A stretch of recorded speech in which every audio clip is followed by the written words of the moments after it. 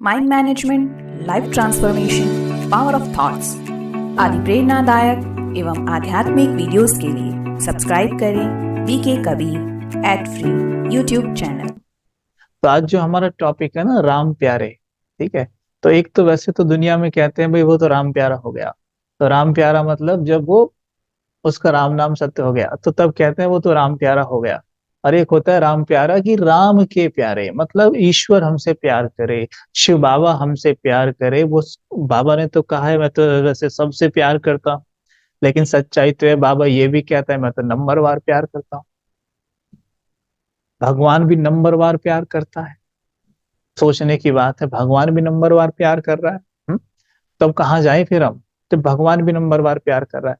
तो भगवान नंबरवार प्यार क्यों करता है, देखिए अब इस बात को गौर से समझिएगा आप सभी। आप कभी गए होंगे फल वाले की दुकान पर। ठीक है, मानो आप एप्पल वाले की शॉप पर जाते हैं और देखते हैं कि वो एप्पल वहां पर बेच रहा है। ओके, एप्पल बेच रहा है तो हम क्या करते हैं कि भैया 2 किलो एप्पल चाहिए थे। कह रहा हाँ जी भैया ले लो। अभी वहां पे 3 टोकरी रखी हुई है, 3 टोकरी रखी हुई है। तो आप कहते हैं तीनों में एप्पल है। अच्छा भैया ये वाला एप्पल कितने रुपए किलो है? वो कहता है कि भाई साहब 50 रुपए किलो। अच्छा ये 100 रुपए किलो। और ये 150 रुपए किलो है जी।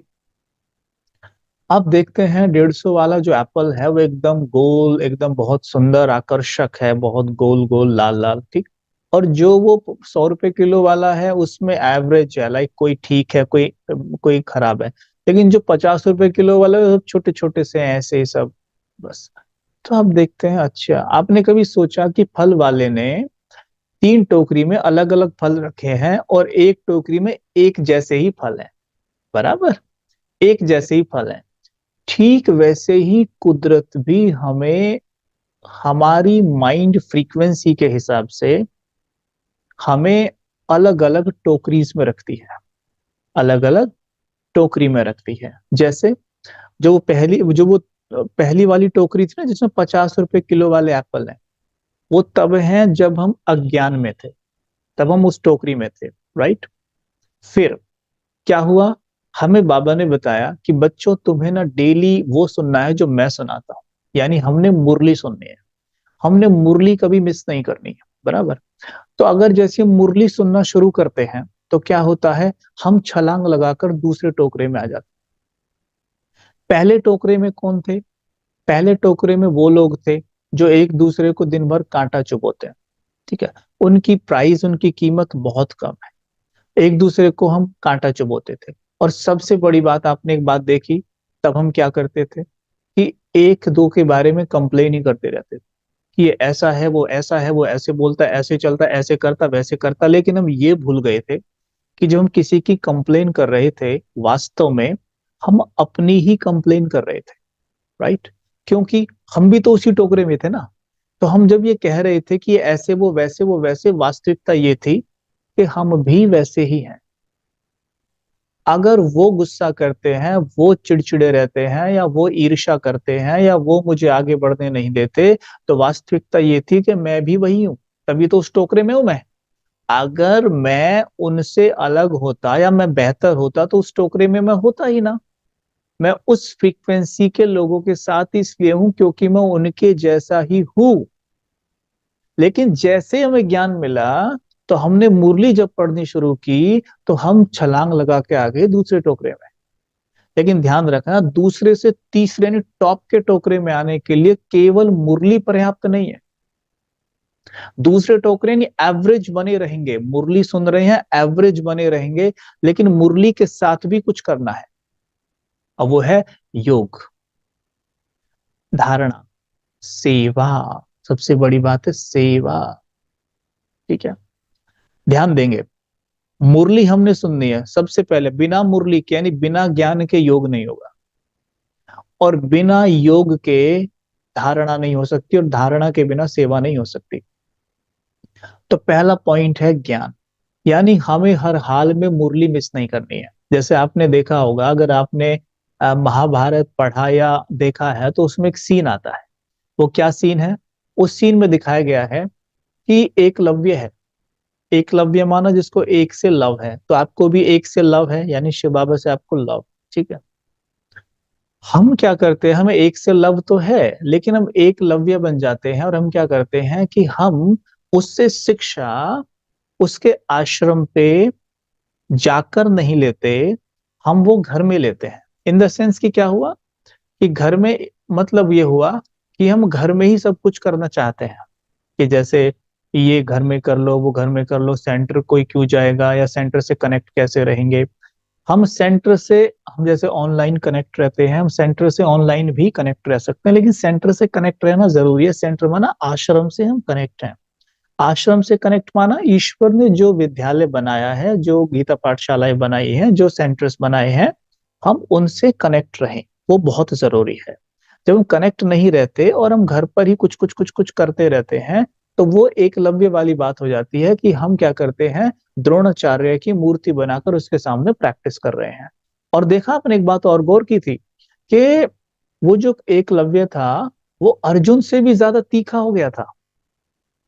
तीरंदाजी में वो अर्जुन से भी ज्यादा तीखा हो गया था। यानी हम कई बार घर प्रैक्टिस करते हुए भी हो सकता है कि जो डेली आश्रम पे जाते हैं या डेली सेंटर से कनेक्ट रहते हैं, कैसे भी रहते हो, चाहे ऑनलाइन रहे ऑफलाइन जैसे भी रहते हो, पर डेली वो सेंटर से कनेक्ट रहते हैं, हम उनसे भी तीखे हो गए, कई बार ऐसा हो जाता है। लेकिन बाबा को वो प्रिय नहीं है। प्रॉब्लम ये है कि बाबा ने कहा कि ये मैंने नहीं बोला था। तो उसमें क्या हुआ, द्रोणाचार्य ने देखा कि ये अर्जुन से तीखा हो गया है, तो उसका अंगूठा मांग लिया, उसका अंगूठा मांग लिया। समझे आप? मतलब क्या हुआ कि जो बच्चा बाबा की श्रीमत प्रमाण पढ़ाई नहीं कर रहा है, यानी जो सेंटर पे नहीं जा रहा है या सेंटर से किसी भी तरीके से कनेक्ट होके मुरली स्टडी नहीं कर रहा है, क्योंकि आप तो कर रहे हो, वेरी गुड। मैं अगर ऐसा नहीं करते हैं तो बात कर रहा हूं, नहीं कर रहा है तो क्या होता है, बाबा उसका अंगूठा मांग लेता है। अब अंगूठा ऐसे कब दिखाते हैं, कब दिखाते हैं, ऐसे करते हैं ना, कब करते हैं, या आई लाइक इट करते हैं ना, है। बाबा ने अंगूठा उड़ा दिया, अब क्या रह गया, आई डोंट लाइक इट। ठीक है, मतलब नो, ये नहीं चलेगा। तो इसलिए मुरली कभी मिस नहीं करनी है। मुरली कभी मिस नहीं करनी है। और एक बार निमित्त बहनों से मुरली जरूर सुननी चाहिए, क्योंकि बाबा उनके माध्यम से मुरली चलाता है। इसलिए आपने अनुभव भी किया होगा कि जब मुरली हम उनके माध्यम से सुनते हैं ना, तो हमें एक अलग ही अनुभव होता है, एक पावर अनुभव होती है नहीं होती है ना, क्योंकि घर पे नहीं होती है। क्योंकि घर पे बहुत सारी चीजें और भी चलती रहती हैं, ये कर लो वो कर लो, क्योंकि वहां पे वाइब्रेशन उस तरह के भी है ना। अब जैसे आप जिम चले जाइए, जिम जाएंगे ना तो एक्सरसाइज आप 1 घंटा 2 घंटा आराम से कर लेंगे, घर पे कितने मिनट कर पाते हैं, है ना। ठीक वैसे ही मुरली है या बाबा का ज्ञान योग का स्टडी है, वो घर पे रहते हुए पूरी तरीके से नहीं किया जा सकता है, क्योंकि वो माहौल हमें मोटिवेट नहीं करता, माहौल हमें उमंग उत्साह नहीं देता है। तो ये बात समझ में आ गई। तो पहले हो गया ज्ञान, क्लियर हुई बात सबको, वेरी गुड। तो अब हम आ गए, पहली टोकरी से कौन सी टोकरी में आ गए, दूसरी में। लेकिन हमें चलना है राम प्यारों के पास, यानी तीसरी टोकरी में है राम प्यारे। ओके, राम प्यारे कौन सी टोकरी में, तीसरी टोकरी में, जिनका 150 रुपए किलो कीमत है। ओके, वो सारे राम प्यारे हैं। तो हमें उसमें चलना है। उसमें कैसे चलेंगे हम कैसे चलेंगे, योग से। योग से क्या होता है, योग से होते हैं संस्कार परिवर्तन। ये ध्यान देना, योग से संस्कार बड़ी तेजी से परिवर्तन होते हैं। कैसे परिवर्तन होते हैं, ये अब ध्यान से सुनिएगा। या ध्यान देना एक बात, सबसे पहले एक वैज्ञानिकों ने एक रिसर्च किया। उन्होंने क्या किया कि एक चूहे को लिया, ठीक है, और चूहे को उन्होंने क्या किया कि जैसे एक छोटा सा ऐसा गलियारा बना दिया, छोटा सा, और एक लेफ्ट और एक राइट। तो उन्होंने क्या किया, राइट साइड पर गेहूं का एक दाना रख दिया और चूहे को छोड़ा।